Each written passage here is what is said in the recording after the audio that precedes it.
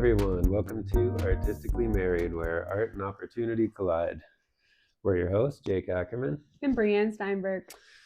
All right, we are still in Peru. We're on the last week of our trip to Peru. It's been amazing.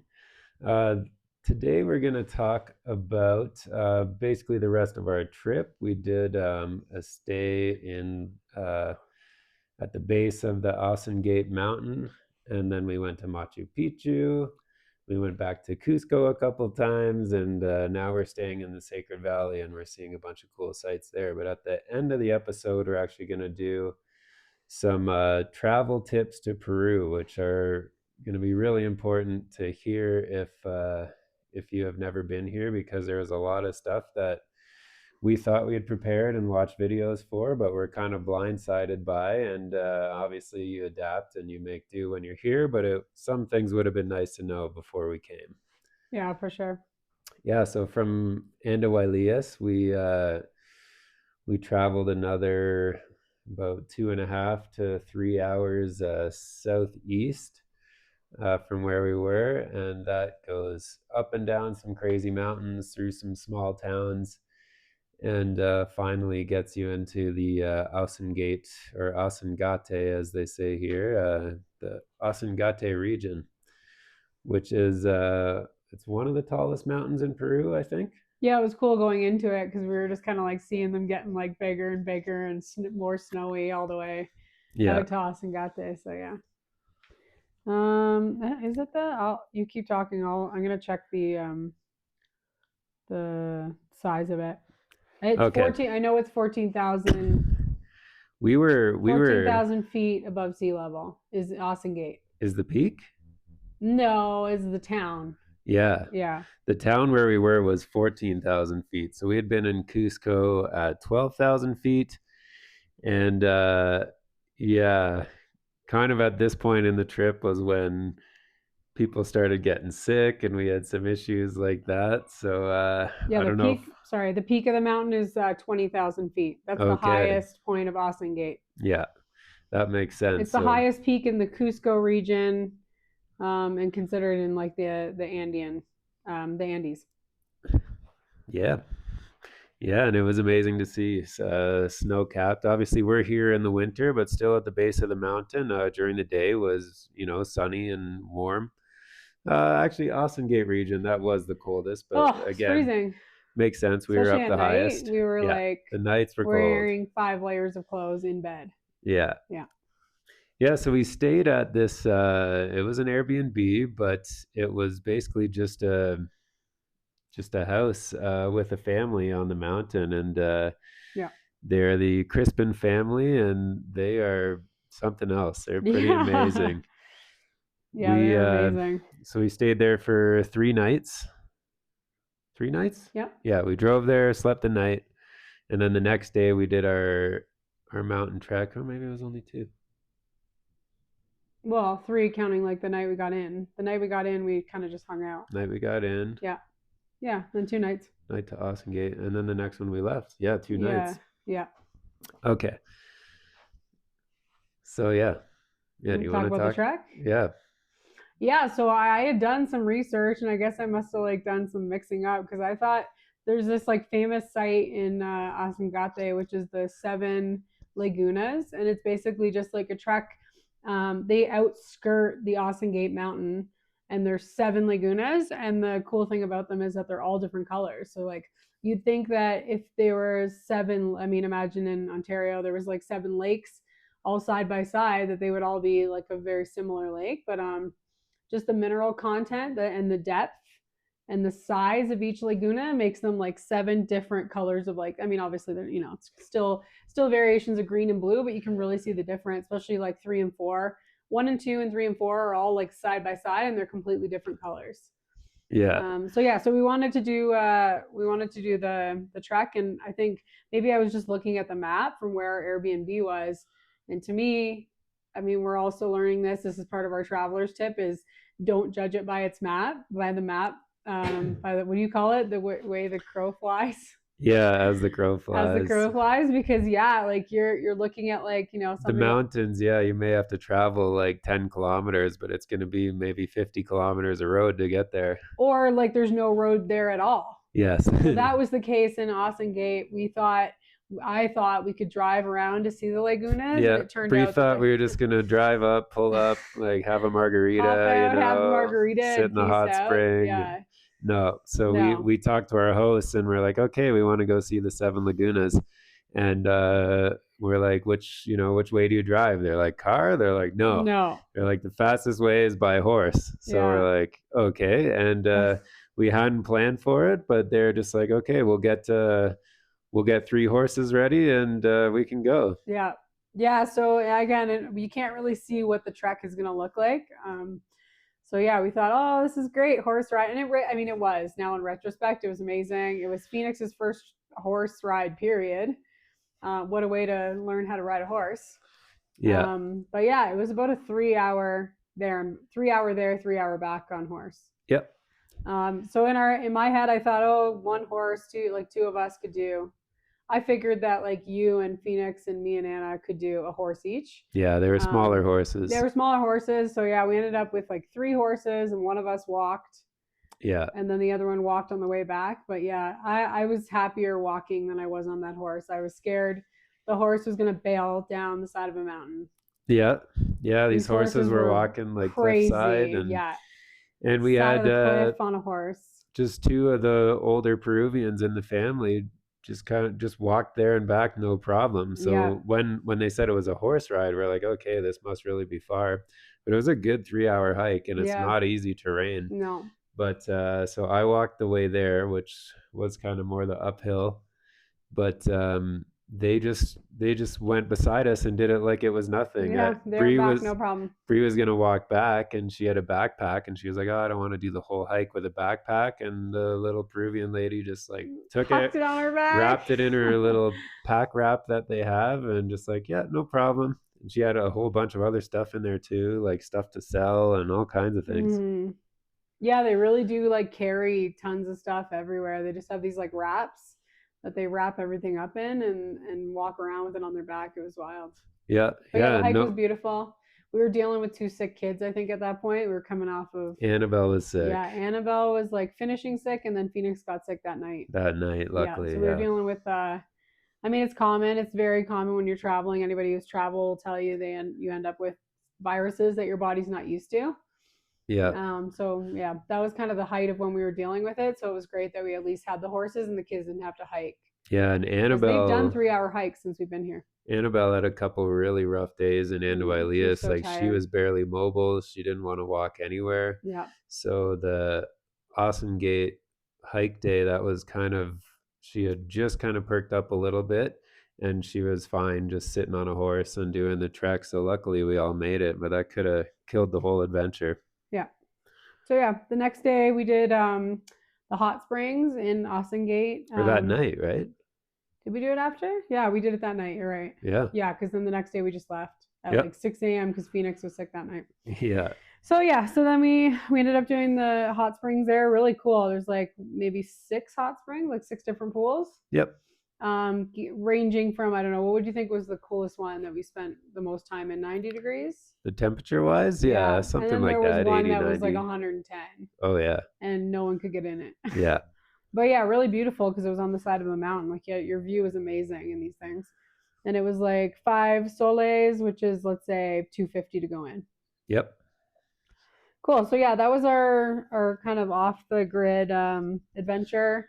If you are making the trek up there, it's really important to know that there's no Wi-Fi, no internet service. Yes. Even if you purchase internet service, it's very, you don't have any access to anything. You're in the middle of nowhere. Yeah. By the time we got there was no connections anywhere. So. No. It was worth it. It was a nice time to turn off. Oh, definitely. It was great. Yeah, it's beautiful.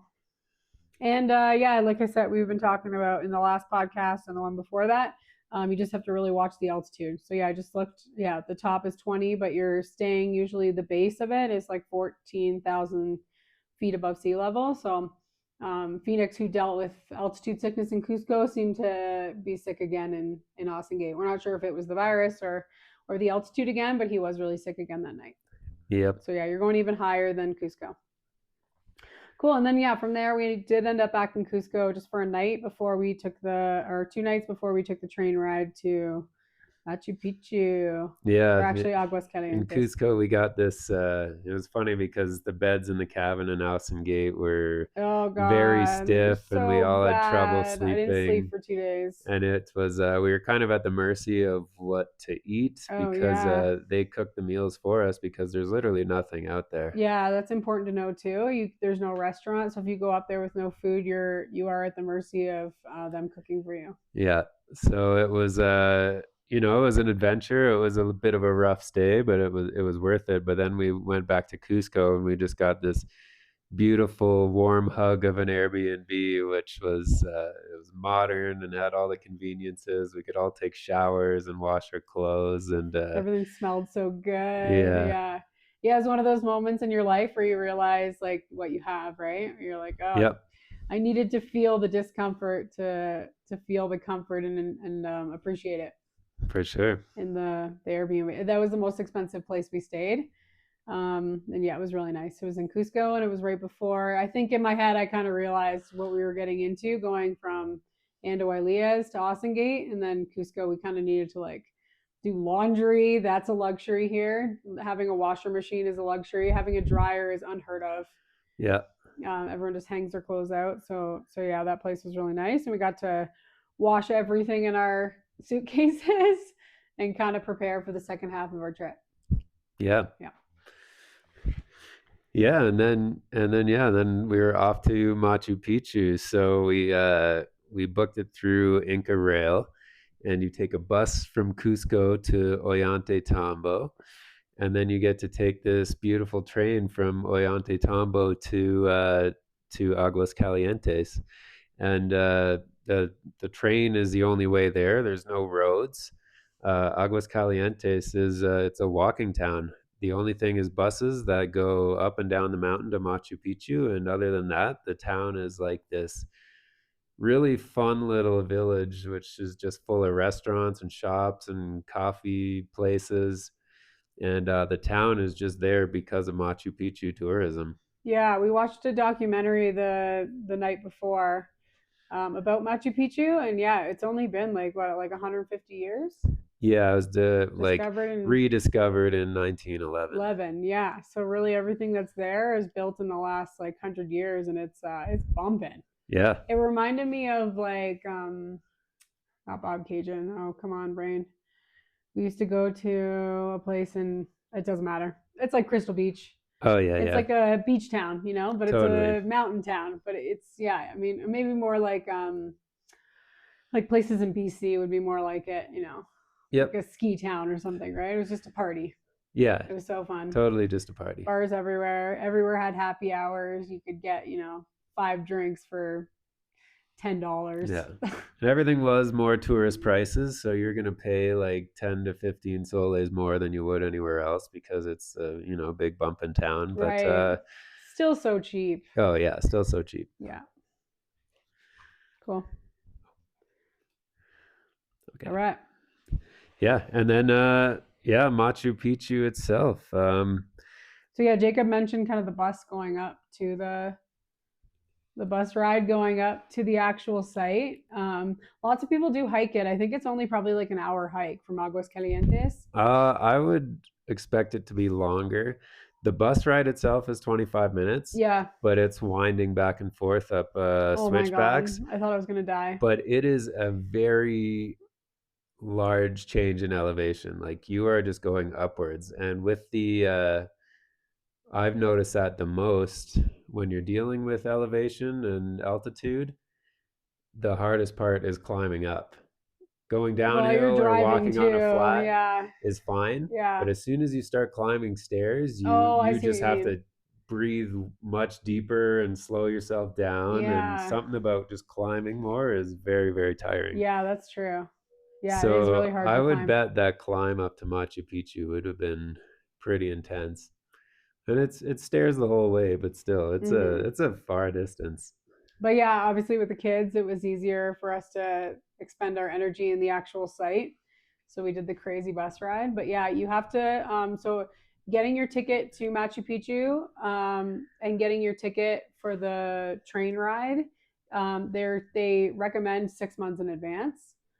It's not often that you can get a ticket when you're there. It's really hard to get your Machu Picchu tickets. But the bus ride up from Aguascalientes to Machu Picchu, you have to get the day before, right? Yes. Yeah. Yep. Yeah. The bus ticket was really easy to get. The best way I found was just go right to the bus station there if you're in Aguas Calientes, anyways. Yeah. I tried to buy it online and it wasn't going through and it wasn't working. So I just went down there and they're like, oh, bus ticket for tomorrow. It was at like 5 or 6 at night. And I was like, yeah. And they're like, okay, no problem. Just I don't make know sure if you bring your I was passport. just gonna say I don't know if you talked about this in travelers tips, but like everywhere in Peru, they ask you for your passport. Yeah. Any of We've been multiple the, sites where they wanted our passport. yes. Yeah. Even Asengate needed passports just to get Oh into yeah, to like get into the the town. region. Yeah. Yeah.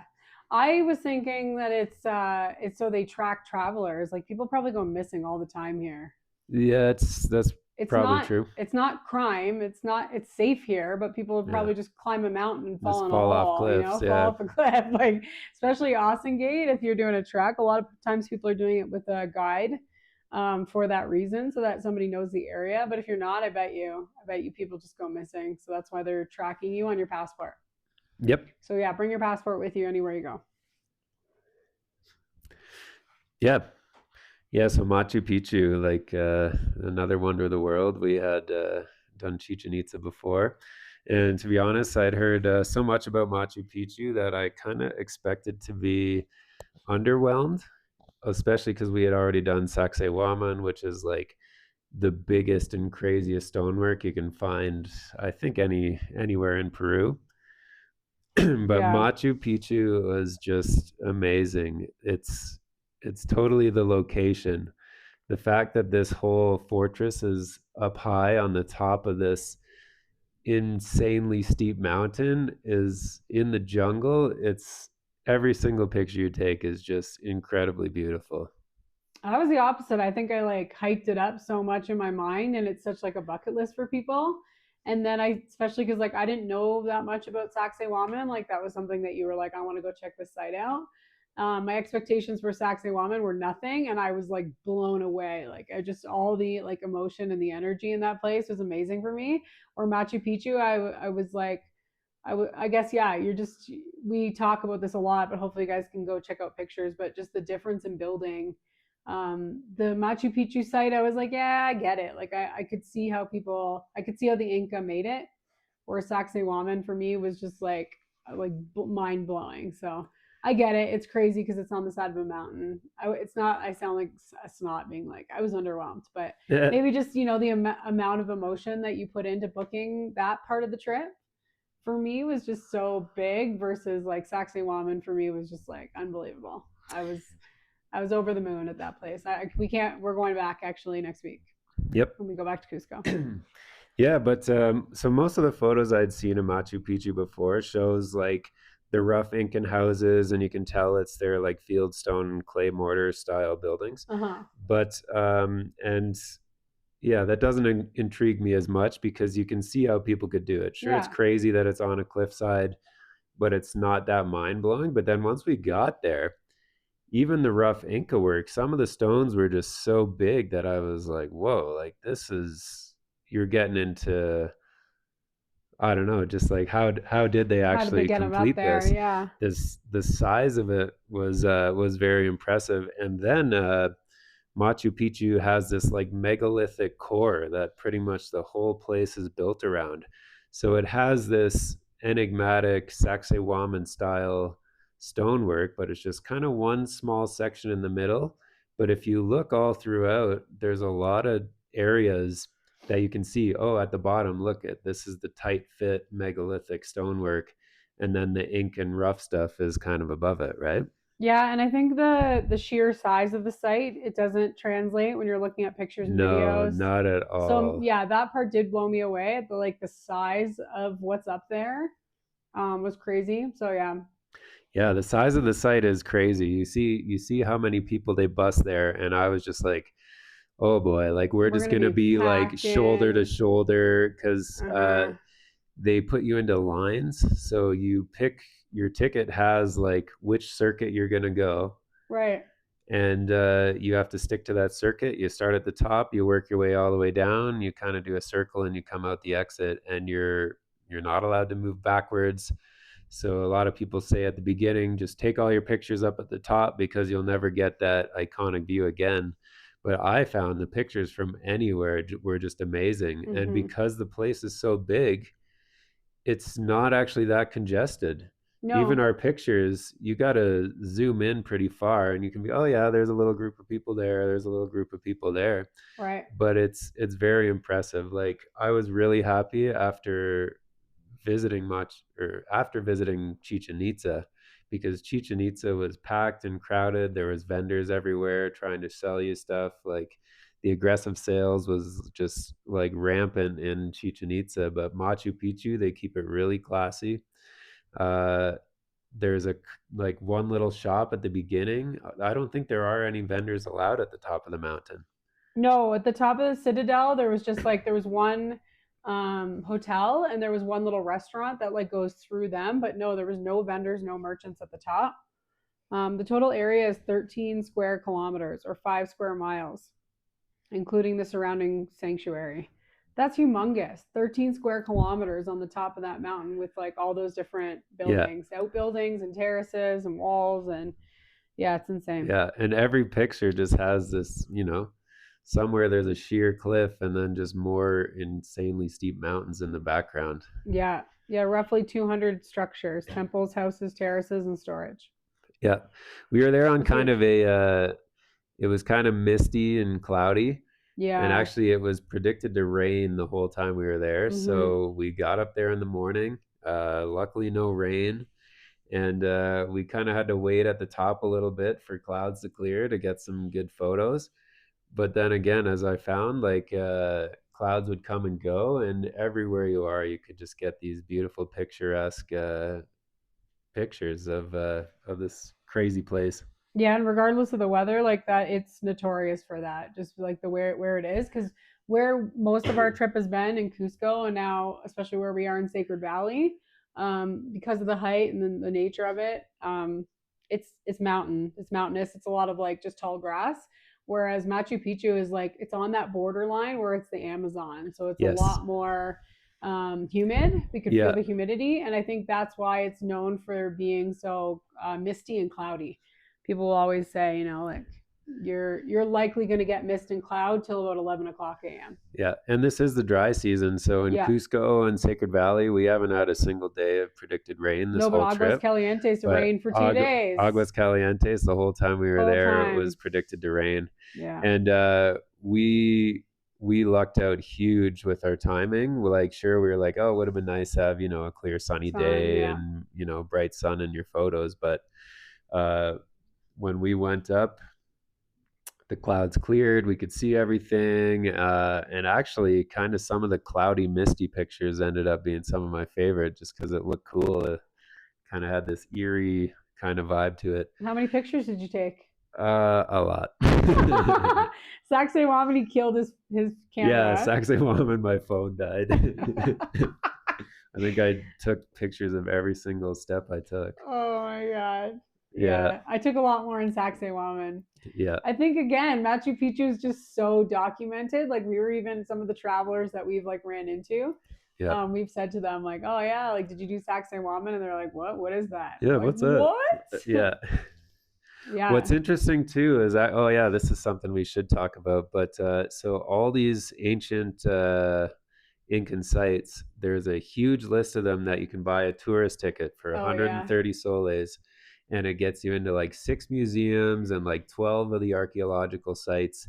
It lasts 10 days. You can do any of the sites once, and it kind of covers all like the biggest and best of them except Machu Picchu. Yeah. Machu Picchu is its own thing. You got to Mm-hmm. get your tickets like 6 months in advance. But again, it's this wonder of the world, you know, label that it's been given. I'm Where gonna Saxe appeal. Ramen is just, yeah, Saxe Ramen is amazing, and it Yeah. really doesn't have the press that it I know. should. I'm gonna apply to like UNESCO and be like, listen, like you gotta add this. Like, It is. Sacsayhuaman's a UNESCO heritage oh, site. it is. Okay. It's just not a wonder of the world. Okay. Okay.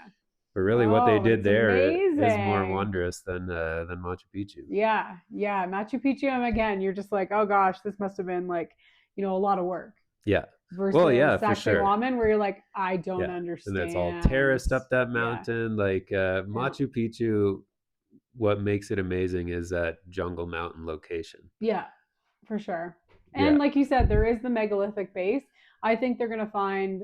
I think they're gonna continue to excavate and continue to find that it might be just deeper.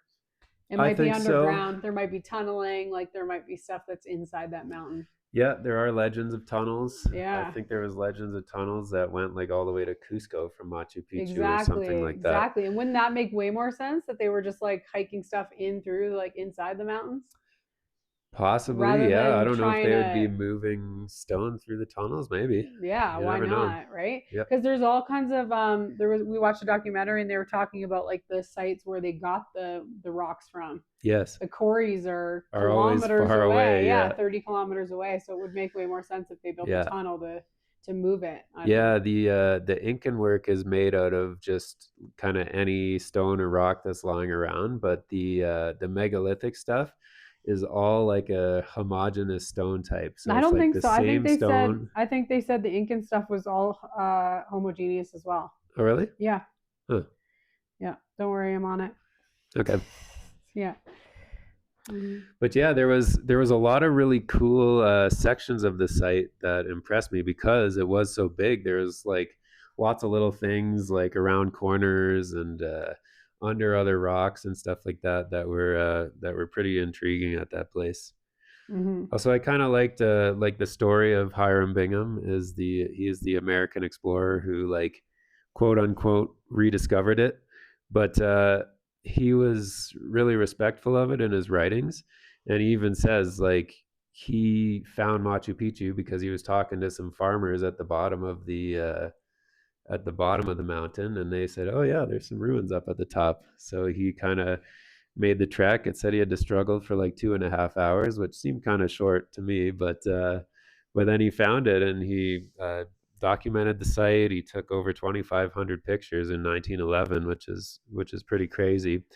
And he really had a respect for the Peruvian culture and legend, and a lot of what he learned was like directly from the people there. So it's kind of nice to hear from like an explorer who isn't just full of himself and trying to make it all about him, right? Get fame and fortune. Yeah, Yeah. which he did Yeah. anyways. Still, the Yeah. train is called the Hiram Bingham to get there and I'm stuff sure like he didn't that. name But that.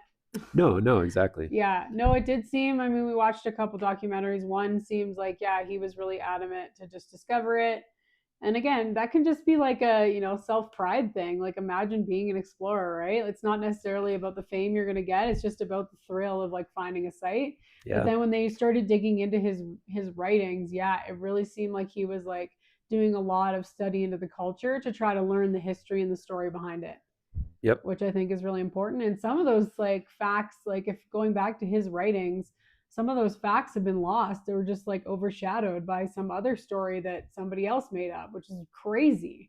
Like, there's a lot of stories about, oh, the Inca people and they had built it and whatever. And his recollection was speaking to the Incas that they denied it. They said, no, we found this place. We found the site, we built on top of it. yeah, And then it somehow got lost in translation. And now the stories that you hear from the tour guides walking around Machu Picchu are the Incans built this. yeah, in Yeah. like the 1500s or something like that. And then they Yeah. used it for 50 or 100 years, and And then then it got abandoned yeah, or it got something like abandoned. that. Yeah. But yeah, the place looks and feels a lot more ancient than that.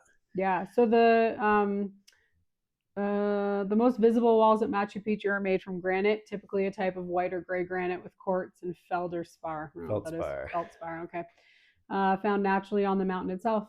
So yeah, you're right. It was close to it, but it wasn't just haphazard. They did use the same stuff. Yes. The main quarry is actually inside Machu Picchu. Okay. So it wasn't that far away. You're right. The Incans used stuff that was like locally from there. Yeah, but I think that But the megalithic temple stuff area. was from like 25 kilometers away. Yeah. Crazy. Yeah, so crazy, especially when you see that terrain, like trying to move Yeah. giant boulders 25 kilometers anywhere in that region would just be a nightmare. Yeah. Cool. Yeah, so then I guess we could also talk about what we've done the last couple days. We checked out Maras and More. Yeah, Um, because we went back to Cusco on the train, which again that oh yeah, another one day in Cusco. yeah. But the 365 train is amazing because I've been on a bunch of trains when I was traveling because it's a great way to travel and be able to see stuff and not have to worry about car. But the top of the cars are glass as well, which makes Yes. it really magical because a lot of times when you're driving in a valley where your mountains on either side, it's hard, right? You're trying to like crane your neck out the window essentially to see the cliffs that are hanging over on top of Yes. you, and these are like jungle cliffs. So yeah, that train ride really is something that's magical. It's I would say equally as amazing as the experience of going up to Machu Picchu is that train ride from Ollantaytambo to Machu Picchu. Yeah, Yeah, with the definitely. open door. I was blown away by that. Literally, there's like these cliffs overhanging over top of the train as Yeah. you're driving underneath it. It was wild. Also, they do a bunch of like Incan culture stuff. They have like music playing in the one car. They have a little like acting. They act out the play and the love story behind Pachacudi. Pachacudi. Yeah. Yeah, and how like his love with whatever his bride ended up splitting them between Cusco and Machu Picchu, Yeah. and they ended up creating Machu. The story again is they created Machu Picchu as like a retreat center that they were kind of traveling up from Cusco to the retreat center. Some stories say that it was like a sanctuary to hide out from war that was happening. But a lot of other stories are just that he created it as like a sanctuary for him to get away and kind of do his own thing. And why Yeah. not when you're an Incan king? Yeah. Create this like retreat center, and especially if they do end up finding tunnels. I mean, maybe it wasn't even as difficult as we're making it out to be to get there. Maybe they were tunneling through from Cusco to Machu Picchu and hanging out there. So yeah, the whole experience was really amazing. As much as we'd studied it and seen it, it really is like nothing else. There's a reason why it is the way it is.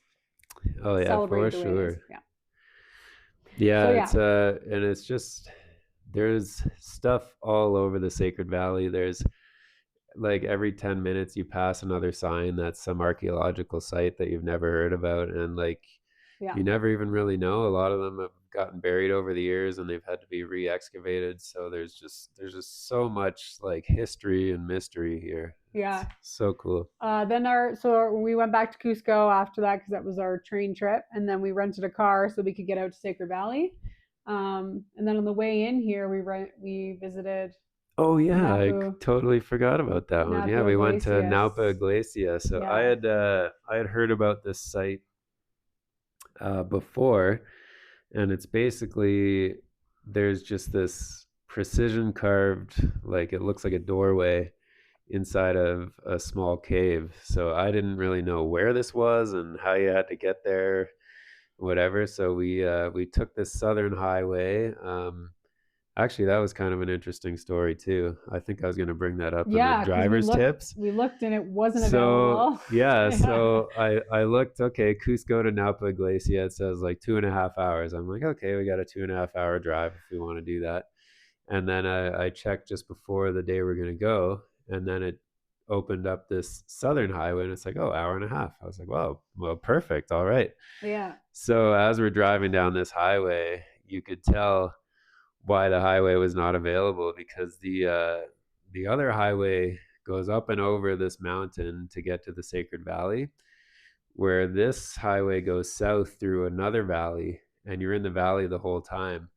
And on either side of this valley are just these sheer cliffs, and we probably passed like 10 or 15 like pretty major rock slides that yeah, you could see were just like boulders strewn across the highway. And yeah. we're like, okay, that was probably why it was Okay. closed. Like it Yeah, was literally completely covered with boulders, and they'd probably been working the last week to at least just get clear one lane it. open. Yeah.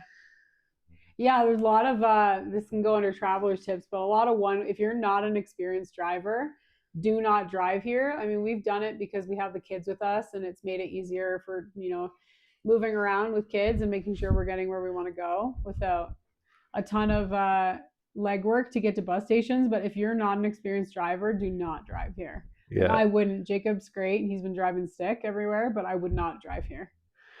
Yeah, even just sitting in a bus can be nerve-wracking. Yeah, you're like they want to kill us. Like they don't Yeah, care. they drive very aggressively, and that's just how it's expected. And yeah, it's pretty wild. This is morbid, but I actually wanted to look this up, like how many people die on the roads in Cusco or the Oh roads in. boy. Yeah.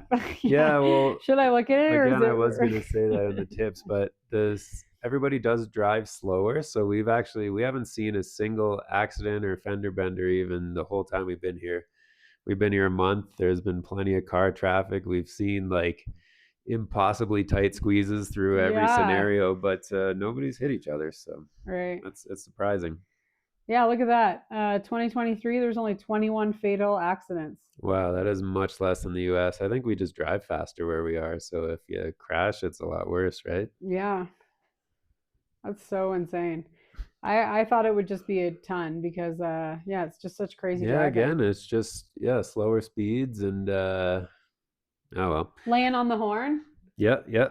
Let everybody know you're there. Just There's beep beep beep beep beep there's all the signs time. everywhere that says touch your horn, touch your Yeah, horn. yeah. Touch your horn. Touch your horn when you're going around this corner, touch your horn. Yeah. Oh So yeah. So, funny. anyways, back to Napa Iglesia. Yep. We saw the sign on the side of the road, and we kind of parked over by it. Now, this site. There's no gate. There's no entry fee. There's no nothing. It's not as well known. So you go up this little path, kind of just beside a river, beside the train tracks. It looks fine. So Bree and the kids were just in their Crocs or whatever.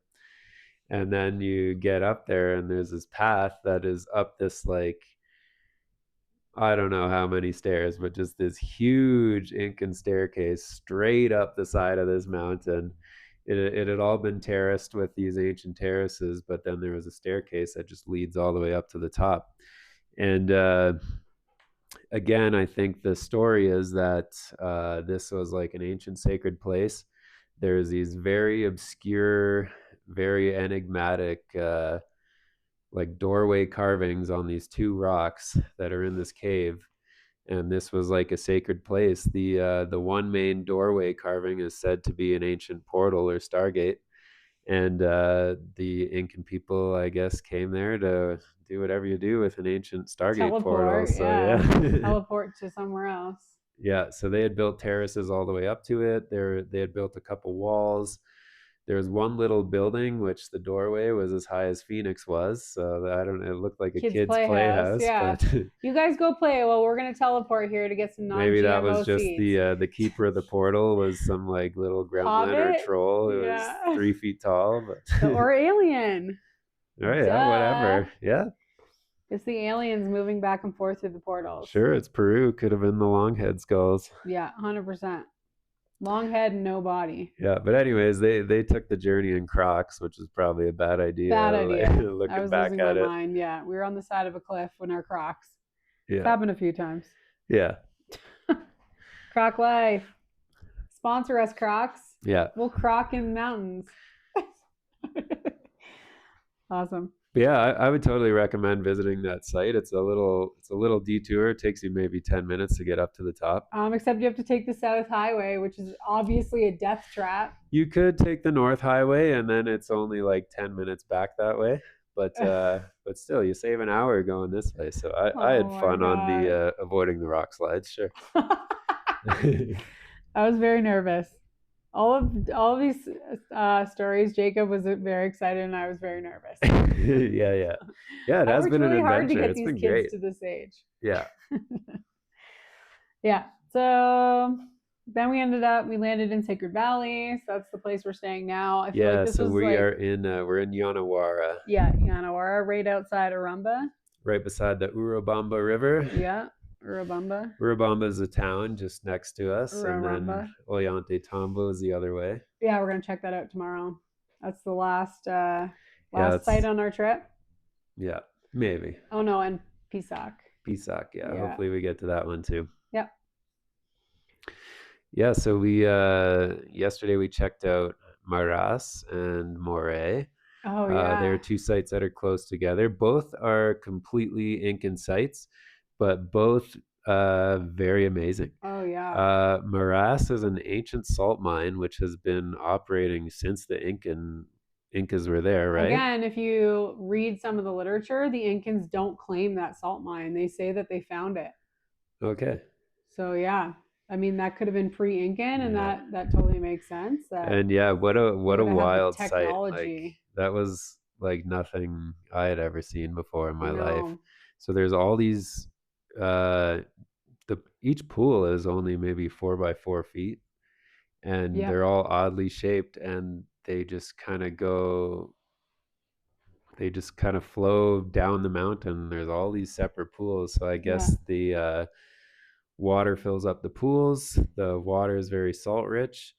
It kind of, and then as the sun just bakes it, the salt dries up, and they just have different ways of kind of raking it and scooping the salt out. So some, you can see some of the pools are really wet, and then some of them are almost dry, and then those are the ones that they kind of harvest, and they do all the harvesting by hand. They're Yeah. down there just like in this very salty environment and just kind of filling up these huge bags of salt and carrying them on their shoulders all the way up to Back the up the top. mountain. Yeah. Yeah, I guess they said I was eavesdropping on one of the tours, and they were saying yeah that they have like 8 different types of salt that come out of that mine. Yeah. So the pools are all really different, and it's wild. Like my question was like how do they control it? Mm. And the tour guide basically said it like it happens the way it does. So like each pool is its own thing. Each pool will have like a different mineral setting or different mineral compound, and that's basically they as they scrape it, they decide what kind of salt it is. So the pools, and he even said, which was I thought it was even crazier, is that it's not predetermined which pool will give you which salt. So as they're Oh. scraping, they're like realizing what kind of like salt content that's creating for itself. So Hmm. like the mines are really doing it themselves, which is crazy. Wow. Yeah. The mines are dictating like what minerals are coming out of each space.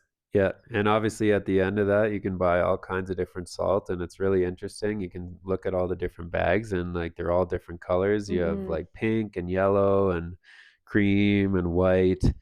Yeah. And one of the most interesting things they do there, I think, is they make this smoked salt. Oh yeah. So It was like black. I bought some. I'm yeah, we excited to we got to try it. try it. Yeah. It had this like smoky, spicy flavor to the salt. Also really famous in Peru is the cacao and all the chocolate. Oh yeah, So they did definitely. like a whole bunch of different like salted chocolates, but they have like any kind of variation of chocolate that you can imagine they have here, which we've tried lots. Yes. We're not really chocolate eaters Yeah, or sugar eaters, but we've been eating it here every the night. We do it a little bit for dessert, and yeah, the kids are yeah, we'll loving just it. have a square of a chocolate bar. It's Yeah, so good it's and so fresh good. and local. Yeah. Yeah, yeah, and you can really taste the difference between it's like a Snickers bar Oh, of course. and what they're using the cacao plant. Actually, a shout out to Alicia Emmerich right before we left. She was doing a cacao ceremony, so we kind of got like a glimpse of like what the plant and the bean is about. And now we're really seeing it live in action here in Peru. Definitely. Yeah. Yeah, and then the other site, which is about 10 or 15 minutes away from Maras, is Moray. And it is these, I don't even know how to describe it, these like circular shaped terraces that go down into the mountain. And everything's kind of rough stone construction, but the geometry of this place is very precise. Mm-hmm. And so the story about this is that they call it, actually on the sign, it says like Incan Agricultural Laboratory. Right. So as they have these different terraces, which are between like 6 to 10 feet high each step, Right. as you go down into the mountain, you have like different temperature changes throughout. So they said that they were growing different types of crops on every level of the terraces. To see where it grew better at what temperature and Yeah. what altitude. Yeah. Yeah, we've learned too, just from like cooking and being here and like hydration, that like water reacts so differently at different altitudes. And that's Definitely. actually how the salt mines work, the morass salt mines. Because of the altitude, it dries up so much faster. So if you had that same I mean, you never would, but if you had that same site with those same salt mines, those pockets of water at a different altitude, that mine wouldn't happen. It would just stay water. It Okay. wouldn't dry up the way it does on altitude. The water dries up so much faster. So that's why you Hmm. get like things like dehydration faster, things like cooking so much slower or longer, depending on where altitude you're at. So water really reacts so differently in different altitudes. And that's kind of what they're doing in Moray. And a lot of the terrace places, that's our best educated guess, is what they were doing was for agriculture. Yep. And then also, I think, just as a common, It does look like a really cool amphitheater. yeah, or they're just putting on huge concerts. That'd be way better. Yeah. Yeah, because you can hear the echoes and the acoustics in it are really cool. Yeah, with a perfect circle at the bottom. But Yeah, who knows? But I think that, I mean, it does make sense for us as humans to always be like, oh, this is where we live. This is like everybody needs food, right? So we're always thinking, like, where are they getting food from here? And I think that's why we kind of believe that our best guess is that it is something that's agricultural.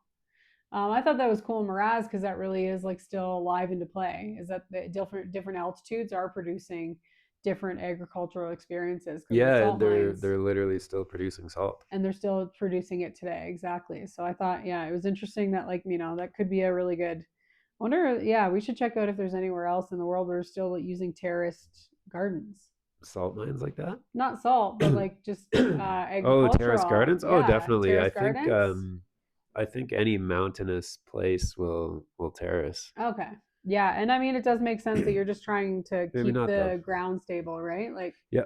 if you're building, let's say maybe back in the day there was all kinds of like wood and thatched houses on those terraces. But now they didn't survive, right? The only thing that would survive would be the rock.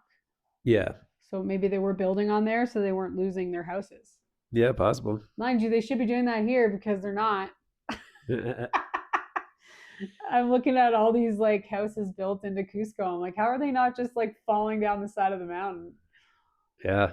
We do it now, I guess, anywhere, right? You kind of just build with the mountain instead of like terracing, Yeah. instead of flattening it out before you put your house on it. Yeah, Yeah. wild steep hills and driveways everywhere. Oh my gosh. I don't know how we're still alive. So yeah, it was a great day yesterday exploring. Yeah, actually another thing which is interesting, like up here in the mountains in the wintertime, a cloud going overhead I think can change like at least 15 degrees. Yeah. We were in Maras at the salt mine, and no clouds overhead, bright and sunny. We were like in our t-shirts, just sweating, dying, drinking all the water we got. Yeah. And then we just took a little 10-minute jaunt to Moray, and this actually it was a rain cloud. We did get a bit of rain yesterday. Yeah. But when that came overhead, like it just felt like winter again. We were freezing cold. Yeah, kids are crying. We They're didn't so bring a cold. lot of we just brought a hoodie each, and man, like just the difference in that cloud going overhead up at this altitude. It's almost like being in space. Like Yeah. when the sun's there, it's just blasting at you, and then when the clouds cover it, you're freezing cold. Yeah, you really do need to bring like a baseball hat and a toque at all times. Yeah. Our kids are learning how to layer much better now that they've been here a couple of weeks. Yeah. They're doing like the hoodies with the baseball hats and the toques, and then taking them off as they need to as they get hot. Yeah, tie a sweater around your waist or Yeah. whatever if you're going to be out for a day, or keep it in your backpack. Totally. Or a poncho. Yeah. Do we want to talk about the drone use? Yeah, I guess we can. Yeah. Also for travelers, we've Yeah, we been were sneaking our drone. Yeah, we were super excited to fly a drone here. We knew we couldn't at Machu Picchu. Did we talk about it in Cusco? No, because we did it afterwards. Our last podcast, I mean. No.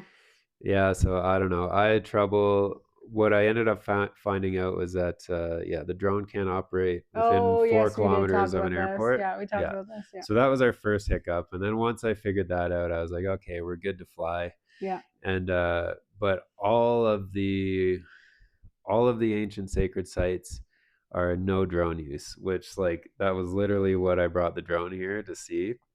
So we've been doing some workarounds. What we've been doing is basically going out of the sacred sites, finding a place that's kind of close, and then very respectfully flying up and getting a good shot of it, not being directly overhead, but being kind of, out of the way. So we've been doing some out of the way legal drone flying as close to these sites as we can Yeah. without getting in trouble. Yeah. And so far, it's worked out. Yep. The drone flying has been really cool. It's amazing. The drone will fly 120 meters, and when you're beside a mountain and you fly that thing up, it looks like the mountain doesn't even move. Like Yeah. you can see the city way down below you, but you're still like you're looking sideways and you're just looking at the side of a mountain. Yeah. A lot of mountains are going up 2,000 to 3,000 feet. Yeah, So your 120-meter drone is not yeah. not touching it. I thought I was going to be able to fly up to the peak and then fly it back down, but no, I can barely get halfway up the mountains. Yeah. Yeah, which is motivating us to do some hiking to get to better spots. Yeah, the higher up your launch point can be, but also the as soon as you fly the drone, because of the low oxygen and the high altitude, doesn't recommend you fly at all Mm, because of power loss. right. So I guess the propellers are working way harder ke- just to keep the thing in the air. Yeah, again, it comes down to that oxygen level, right? Like everything's using oxygen, even the Yep. machinery is using it. So, Uh, I think too, though, like I mean, if you are a traveler and you're looking to do any documentation, or reporting, a lot of times you are in altitude anyway. So like the shot, even our like phones have been great because you're still getting like because you're in the mountains, you're getting those like aerial yeah, you shots could get naturally. those high vantage points because Yeah, everything yeah. is yeah. You just drive up a road and then you're getting that high advantage point. Yeah. So yeah. So we've been having a lot of fun, and yeah, once we get home, we'll try to get you guys more up on our YouTube channel with Yeah, we our haven't been our posting video much, but production. But yeah, hey, we've we'll been get it. busy. Yeah, we've been busy. We're getting all this stuff, but we'll get it to you for sure. Yeah, do we want to talk about the vending scenarios? The sacred sites, we've been pleasantly surprised Yeah. that they are keeping them sacred and really respecting the fact that they don't want tons of foot traffic to ruin these sites. Yes. But everywhere else Yes. is free game. Yes. And they I will are say though, aggressive. it's nothing compared to Mexico and other places we've been. The Yeah. Peruvians do seem a little more respectful, but the main way you get people to buy stuff here is just by harassing them, I guess. Yeah, or So waving bags in the streets. aggressive sales are it's Talk about that the paneritas. that is pretty funny. Yeah. Yeah. Every little town that you pass just kind of has the thing that they do. So I don't know if one person, produces all the bread and then they distribute it to 15 ladies and they all sell it separately in their own little shops because they all look the same. But The bread or the people, ladies? yeah, both. But Same then, outfit, same bread. yeah, but then somebody will do something in a town and then I guess everybody else is like, oh, I guess that's what you do. So yeah, the one town they just have like a yellow or orange bag on a stick and they just wave the bag at you as you're driving There was by. like 15 shops all in a Yeah. row of just ladies waving these like orange bags out on a stick in the front. I was like, oh man, as somebody, I'm like a business owner, right? I'm always studying marketing. I'm like, this is the most interesting marketing tactic I've ever seen. Just sit out on the corner of your street and wave your bag. It's like the mascots, like where we live, Send your mascot out on the corner. Yeah. Just send your little Peruvian lady out with an orange bag on a telescopic stick and go to town. Yeah. So funny. Yeah. Yeah, other towns, they have the little buns and they'll just wave the buns at you. Oh, yeah. No, I found the vendoring to be pretty aggressive. I mean, again, like you gotta do what you gotta do to survive. So yeah. I feel like if they don't, then maybe they wouldn't make a living. We only had the one just today at Chinchero where the lady would not let us relentless. leave. She wouldn't leave until we and gave her money. Yeah. I was like, just take my money. I don't even want anything. Yeah. In the plot, we talked about it, I think, in the first one, but Cusco Plaza del Armas. Plaza del Armas is probably the busiest spot. Yeah. And it makes sense. It's like well known. It's the main plaza. It's filled with people and they're all trying to sell you stuff. But that's what I found is everywhere else isn't too bad. No. And I was very happy that at all these ancient sacred sites that the people here are very respectful of them as well. Yeah. And any vendors will either be outside of the main area or they just won't be there at all. Yeah. Food. Well, I was gonna say, do we want to do food or do we want to do the we want to take a break and do traveler's tips. Okay.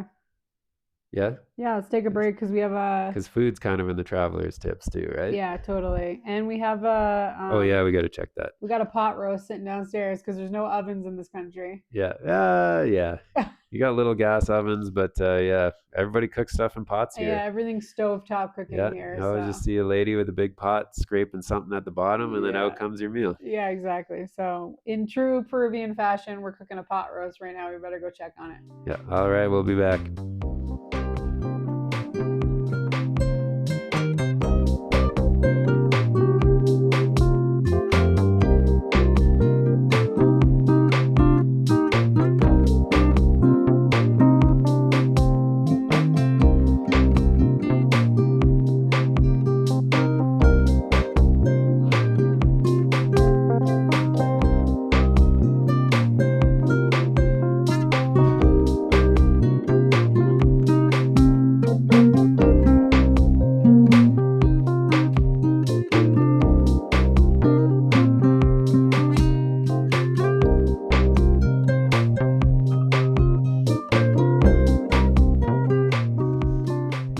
Okay, yeah. All right, we're back.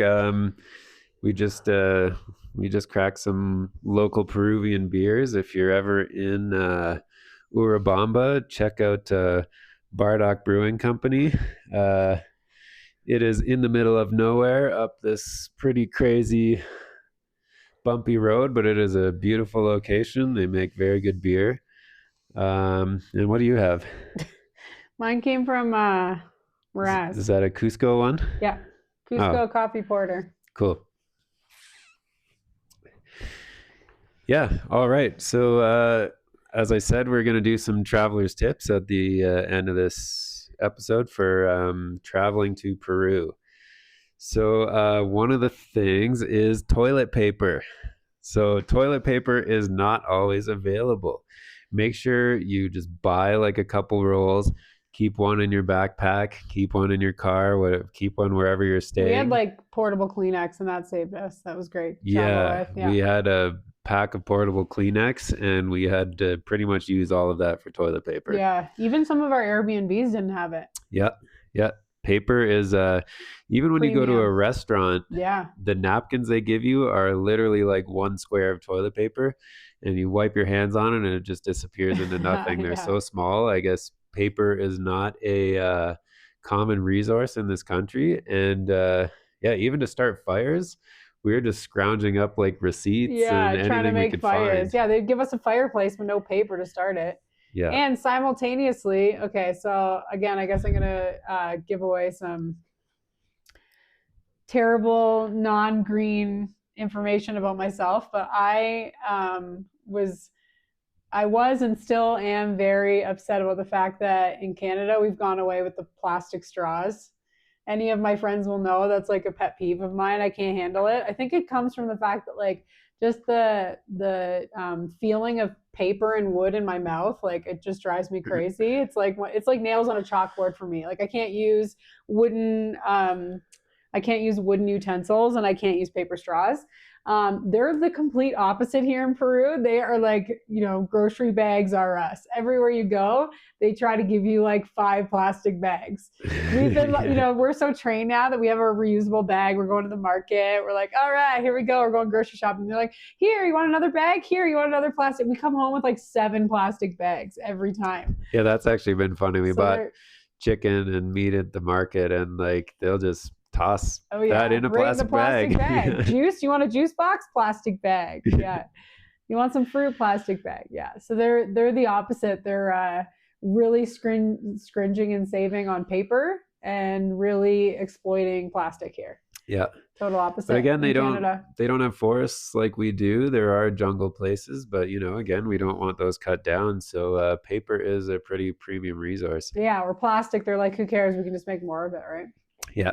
Also, the other thing is toilet seats. Mm-hmm. Toilet seats are not always available. So a lot of public bathrooms prepare to hover. Like a lot of the times, most of the times you have to pay to go to a bathroom. Yep. Actually, most of the paid ones, they'll give you a bit of paper to go there with. Yeah, that's what you're paying for. You're paying the 1 soles to go to to get the paper. but you might get there and there's no seat for you to sit on. Yeah, the There's a seat. toilet. It might have water in it. It might not. Yeah, the toilet seat was a big shocker for our kids. Yeah, for the Yeah. kids. When I was Again, if in, you're an oh, experienced sorry. traveler, Yeah. yeah, go ahead. Yeah, I was gonna say in Korea, even the throne is a luxury. Like there wasn't even like the bowl. It would Yeah, just be a hole in the floor. right. Again, sometimes Yeah, we haven't water, seen sometimes any not. holes in the floor here. No, definitely South America, they got the throne, but you're right, not always the toilet seat. Yeah, not always Sometimes a it's just the seat, bowl. but definitely pack extra Yeah, paper. Like pack that is extra toilet key. We have paper. literally caught ourselves with our pants down many times. Yeah, in my head I'm like, okay, what can we use around? There's not even really big leaves here either because we're kind of in the mountains. So Yeah, and you don't yeah, know what they're gonna be either. yeah, it's true. Actually, that was another really cool. Maybe I'll bring it up at the end if I remember. Okay. What you can do it now? No, I was just gonna say when we were people's connection to nature and the landscape here is really amazing. Yeah. We were in Asangate, and Phoenix got violently ill that night.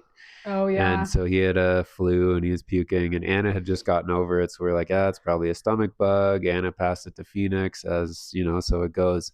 Yep. And the lady there, she was just like, here, take this. And she just like snipped a branch and some pine needles off a tree and put that in a cup with some hot water. And she was like, here, like drink this, it'll settle your stomach, right? So Phoenix didn't drink it, but then I ended up getting the stomach bug like a few days Yeah, later we had in it in Cusco. Cusco. Yeah. I think the next day. Yeah. And then I drank the stuff and it was, it really worked. helped. I know. I wish we had more of it. It just looked like a branch of pine needle. So they just know what every plant does around them. And it's also the Santa Maria. Oh, that too, yeah. They had this like Santa Maria oil and they gave to Annabelle, and I think that one's specific to altitude sickness. They kept asking, like, is she sick because she has a bug, or is she sick because she has altitude sickness? Yeah. And yeah, they have this like Santa Maria along with the coca leaves, and they just like they rub the rub it on oil. your face. Yeah, they rub the oil all over their face to help with altitude sickness. Yeah, definitely. I mean, everyone's heard the stories. Anytime you're traveling in a third world country, water is always an issue. So obviously make sure that you're not drinking the water, you're buying bottles of water, but also you have to be really careful, which seems crazy. It was for me. Anytime I have stomach illness, I'm always really quick to grab fruits and vegetables. Yeah. And you have to be careful in this country because they're still washing them with the same water, right? Like, yes, that's the water they're using to wash your fruits and vegetables. So you're almost better to stay with like breads and meat. Yeah, or just cook everything. Like, don't make a salad or something. Like, raw. cook your veggies. Yeah. You kind of have to boil the water. I will say now we're like 3 weeks in, and maybe we're adjusted to it because we've been eating from the fruit market. Yep. And just like piles of fruit, and not all of us are fine. Yep. So we must have gotten used to it. Or eventually you just get over it. So water was on my list. Obviously, because water is heavy and you have to lug it around, everybody buys these big like 5-liter jugs of water, or 4 or 5 liters, something like that. But we've been on the go the whole time, so we're kind of trying just to buy what we need for the day or boil it at our place. Yeah. And we've had many a days that we've just been dehydrated because we ran out and we didn't plan enough. And we didn't carry enough. Yeah. So water's a tough one, but I think that's with any third world country. But just kind of always make sure you got a bottle. You know, they sell it everywhere. It's kind of our fault too. But I was gonna say, do we want to mention just the mini markets? So there's not a lot of like, especially as soon as you get out of Cusco. We talked about this in the last episode, but there's no grocery stores. There's no grocery stores. The way we've gotten into the habit of like a one-stop shop type of thing. Yeah. They don't have that here. I mean, unless you're in Cusco. So as soon as you travel outside of Cusco and you're in the mountains, you're looking just at like mini mart stuff. And again, it's been humbling for us to realize that like we don't need all the things that we thought we did, looking for something specific. I went out stupidly looking for maple syrup yesterday. Oh yeah. And the guy was laughing so hard at me. And then I realized, I'm like, oh right, maple syrup is literally from where we're from. Like only from where we're from. So you're not gonna get your hands on everything you need. But a lot of the mini marts will do you for all the basics. Yep. All right, the next thing on my list was Peru belly or the Peru flu. So this is apparently common for people traveling to Peru. It hit us like after about 2 weeks. So maybe if you do like a 10-day trip or something like that, you might steer clear of it. Or maybe we just got a stomach bug. We're not totally sure. It seemed to go from one of us to the next one to the next one to the next one. Yep. But yeah, I was gonna say after 2 weeks, we all ended up with Puma pants. Oh my god. So yeah, we talked about this in our intro to Peru, which yeah, maybe the joke didn't land, but um they are very interested, respectful, and almost worshiping of the puma, Yeah, the serpent, and the and the condor. condor. Yes, Yeah, yeah. So they do like the puma as the earth dwelling animal, the condor as the heavens, representing the heavens and the symbolism. snakes is the underworld. Yeah, and then the snake is under. Good joke. Yeah, But yeah, he's right. We had, without getting into disgusting yeah, details, we all had really bad stomach yeah. scenarios. Or if you're constipated, then come here and your feces will flow like the Urubamba. Oh my god. Yeah, definitely no constipation here, that's for sure. Cleaned Yeah. right out. Oh yeah. I've probably lost 10 pounds between hiking and diarrhea. Yeah. Oh my god. Okay, this is another thing we ran into, electronics. So Peru is 240 volt. So this is Yeah. throughout all the households. It's pretty normal when you travel. So their plugs are actually kind of hybrid. They have like the European style 2-pin, but also 2-prong American style fits in the sockets that they have. Yep. So your laptop is probably fine. If you plug in any USB block, it's going to charge your phone or your drone batteries, all that stuff, no problem. Mm-hmm. But if you have anything with an AC adapter, most likely that AC adapter is meant for 120 volt in. And if you have any of those, you're going to need to buy a separate 240 to 120 volt power converter, which you can find them in Cusco, but we had to go to many, many places. And they We didn't really needed it. understand what we were asking either. Yeah, they just thought that we were asking for like a typical just adapter, which there Or a is lots of surge those protector. things, or a surge protector. Yeah. But what you need is an actual converter. So it's like it's another AC adapter that you then plug your AC adapter into, and that will convert the voltage from 240 to 110. So we ended up finding that, but that was just something. If you're planning on traveling here and you have something Any that plugs in with that, devices? Yeah. you're going to need an extra one of those, and it might be cheaper just to buy one on Amazon before you travel than to buy it here. Yeah, I had read ahead of time that it was way cheaper to buy stuff here, things like that, electronics. And when we got here, it wasn't. I thought like, oh, get a new phone there, get a new whatever. But tech is actually really expensive to get here. I think it's probably just because it has to be shipped in. So lots Yeah. of things are super cheap here if they're being made and circulated here, but things like that have to be like brought in, like devices, are not. Yes. So that's the next thing on my list is money. So money here, everyone uses soles. Mm-hmm. All the locals pay with like this cash app that we didn't really figure out how to use. You have to have That a bank seems- account. I read about Yeah, it. So you have to okay. have a local Peruvian bank account. Yeah. So we, as international travelers, cannot have one Yes. unless you're getting a bank account here. Yeah. So you have to just convert your money into soles. So Yeah. like apparently people will rip you off on conversion rates and stuff like that. We basically just took money out at ATMs from any of like the bigger banks in Cusco. So hopefully they respect their conversion rates or I whatever. think it comes from the major bank because I have a Scotia bank, which has worked Yeah. really well. But yeah, Yep. don't use a lot of the money exchanges that are happening at the tourist places because their exchange is way worse. Yes. Yeah. And then so also if you take your money out at the ATM, they're probably going to just give you $100 bills. Yeah. And pretty much all of even the shops, like the people in markets, they don't have change. They do not have enough change in their pockets to service your large bills that you're handing them. So it's good to travel with smaller bills if possible. I don't know if even some of the exchange places will do that. If you're taking money out of an ATM, you end up with big ones. Like there's nothing you can really do. Yeah. Yeah, you just have to be savvy about, yeah, if you're buying something that's say like 20 soles, then you can give them a 50. But if you're buying something that's like 2 soles, then you can't. Yeah. So you have to, yeah, you have to watch like Jacob's right. They won't have change for stuff that's that big. I don't know why. What's the issue? But they don't carry a lot of big bills. No. The other thing is don't there's not ATMs everywhere. So we thought Sacred Valley's been Yeah, fine. that was kind of where we learned it the hard way. Was we went to Andahuaylias, and there's no No ATMs in that town, ATM. and there's barely anybody who even has like a card machine to take your visa.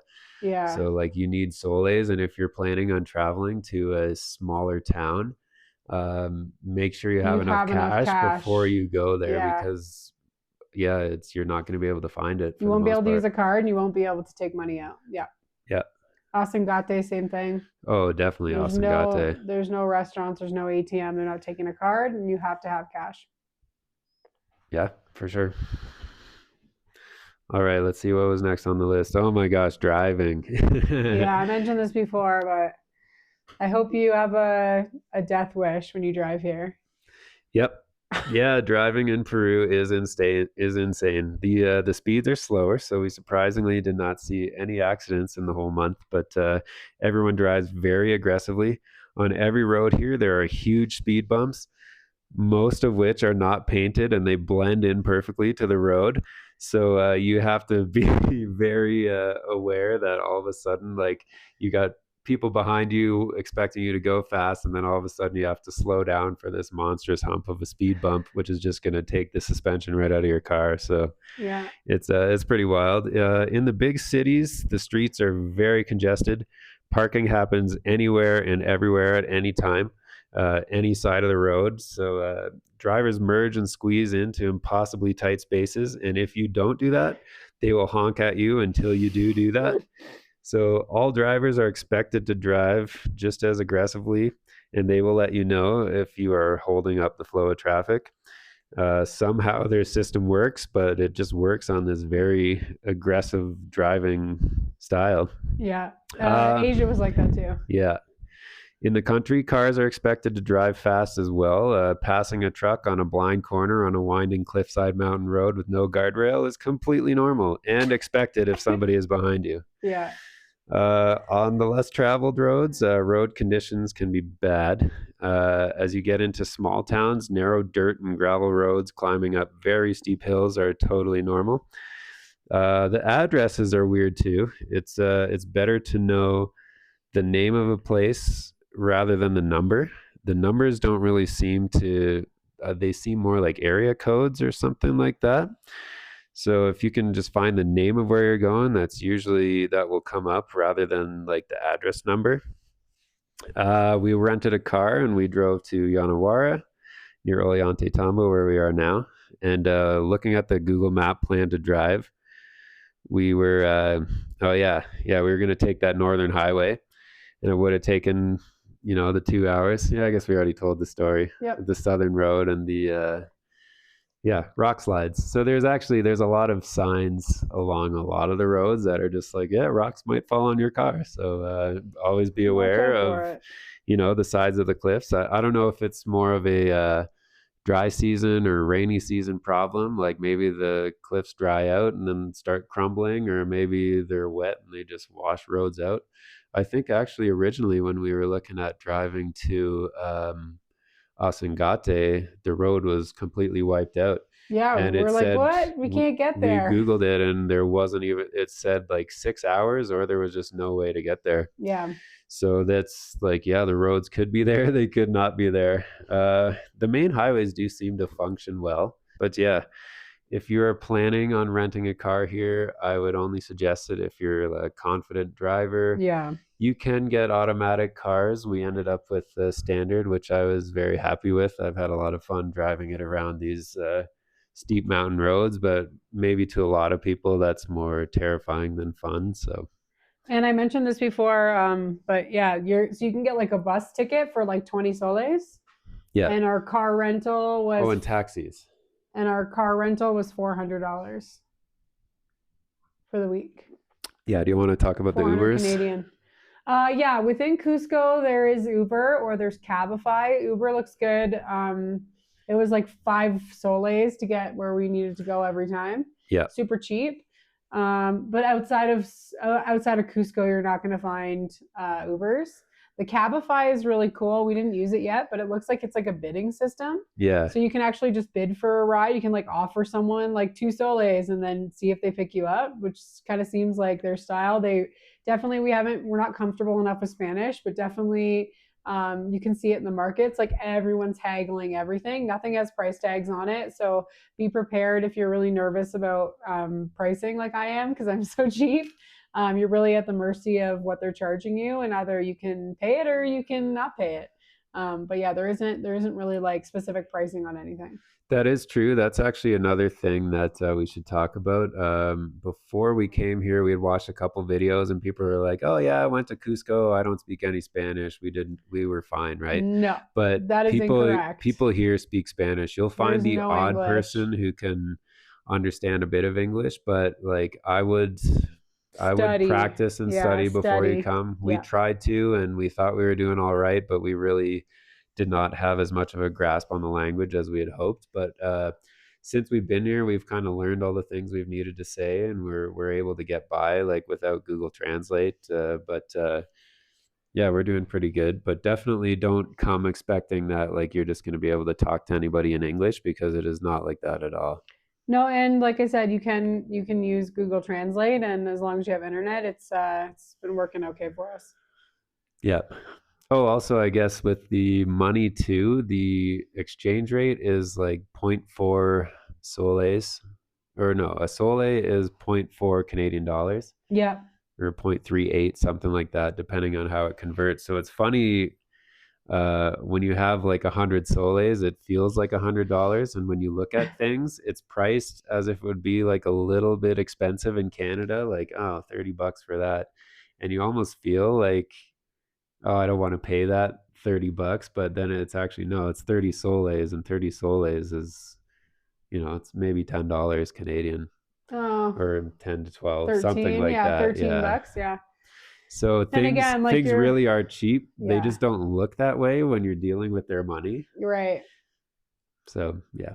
The money's fun. It's the same as Canadian. It's all different colors. Yep. It's not like the American. Yep, but obviously lots of Incan imagery and symbols and stuff on there, which is really cool. All our places have been between $50 and $70 a night.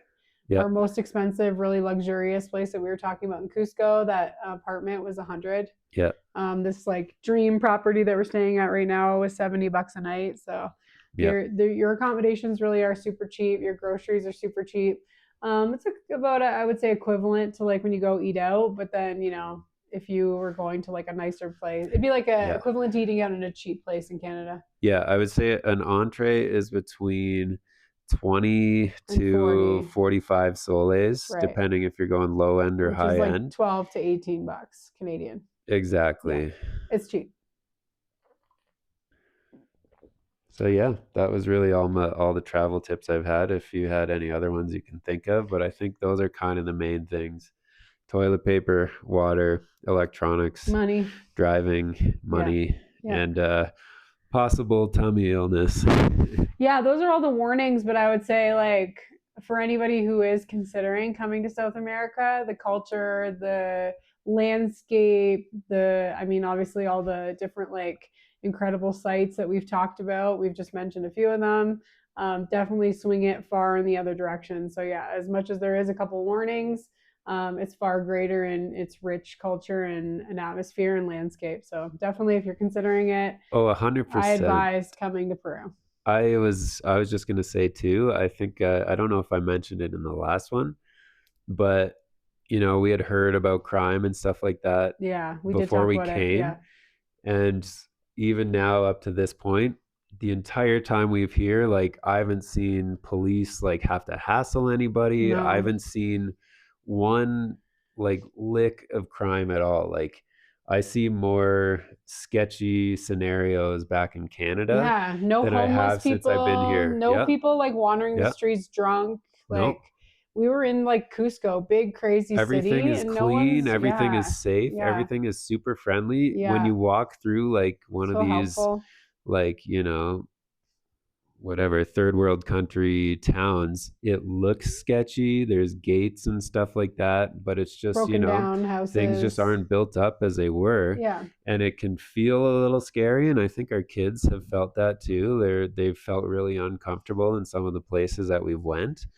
But there's been zero crime. And even in these tiny little like broken down towns, there's everything is friendly and crime free and clean for the most part. It's crazy. yeah. I also I feel like just, where I'm at maybe in my life and my mentality, I think this is a really great trip for me anyways at this time, to realize how hard people are working in other places of the country just to get by. To realize, not to get rid of, kind of kick that like entitlement thing, and realize that people are working really hard in places of the world that, it's been motivational for me to realize that I have a lot more in me to give than I was giving myself credit for. That, I shouldn't be shying away from working hard, that I should be maybe turning my North Star into a place where I am more interested in working harder. And they've really, inspired that in me. Yeah. Yeah. And being immersed in the Peruvian culture for a month really has it's made me appreciate and contemplate the idea of Pachamama, or Mother Earth. It's funny how our northern cultures have adopted these like patriarchal father gods ruling with power and fear, and Mother Earth just seems so loving and kind, and still like stern and powerful when it needs to be, right? Yeah. So yeah, Good trip. yeah, great trip. Yeah. All right. So we will be back north side. Our next podcast will just kind of be a wrap up and us getting back into the studio swing. And we also are going to do a business episode for you guys. We're in the process of doing a business acquisition in Niagara Falls, so we're going to kind of walk you through that. And we're also going to touch on some of our past real estate moves, because you guys haven't been with us. And then we're looking towards year one. Year one? Yeah, it's almost our 1 year anniversary of Artistically Married. Oh yeah. Yeah, so we're gonna bring you guys some giveaways. We're gonna do some. We're gonna get some stuff made. We're working on Jake's art stuff, so we're gonna do some art giveaways, and yeah, kind of get you guys up to date with what we're doing in Niagara. All right. Good night. Don't forget to follow us on Spotify, and you'll never miss a podcast. Yeah. All right. Good night.